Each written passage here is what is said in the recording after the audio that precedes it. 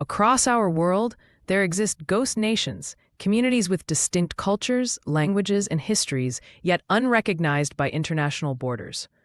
Over 10 million people globally are stateless, including the Rohingya, Kurds, and Sahrawi.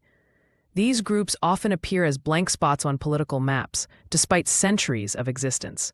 The United Nations estimates a new person becomes stateless every 10 minutes due to conflicts, colonialism, or discriminatory laws. This shadow geography challenges our conventional understanding of nation-states. Meet Amina, a Rohingya woman born in Myanmar, but denied citizenship under the 1982 law. Like 600,000 of her people, she survives in Bangladesh's refugee camps, the world's largest. Meanwhile, Kurdish filmmaker Berivan documents her culture despite Turkey's bans on their language. Statelessness isn't just legal limbo, it means no passports, education barriers, and constant fear of deportation. Yet, UNESCO reports these communities preserve 3,000+ endangered languages and traditions. From the Sahrawis' protests in Moroccan-controlled Western Sahara to the Uyghurs' digital activism, stateless groups innovate resistance. The Zapatistas in Mexico, though not stateless, inspire movements with their autonomous zones. Surprisingly, 78% of these efforts are led by women, like the Karen weavers in Myanmar, preserving identity through textiles.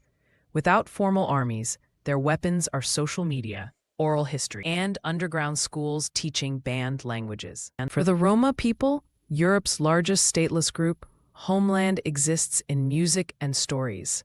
Genetic studies show their Indian origins 1,500 years ago, yet they're still called gypsies.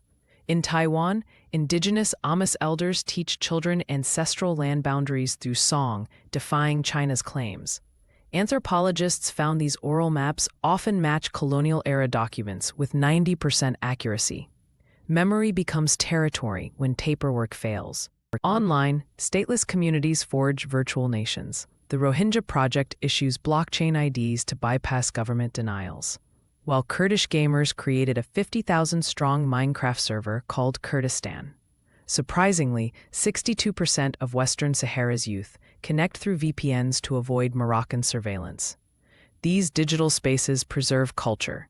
Uyghur apps teach Arabic script banned in China. And Romani musicians gain followings, despite no embassies to issue tour visas. Without recognized currencies, ghost nations innovate.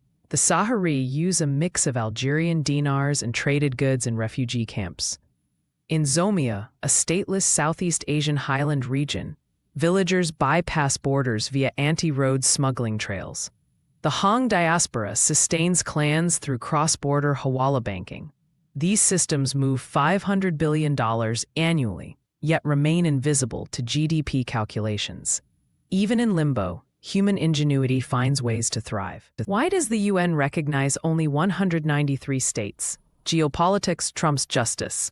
Western Sahara's case stalls due to French veto power, while Kosovo's 100+ recognitions are blocked by Russia and China. The Comoros sells citizenship for $45,000, yet the Badoon of Kuwait remains stateless after 70 years. Oil interests keep the world silent about the 200,000 stateless in Gulf states. As one diplomat admitted, their suffering is inconvenient to peace talks. In a Beirut basement, Palestinian grandmothers teach embroidery patterns as ancestral deeds. The Sami people's 3D-scanned petroglyphs preserve land claims in Arctic Norway.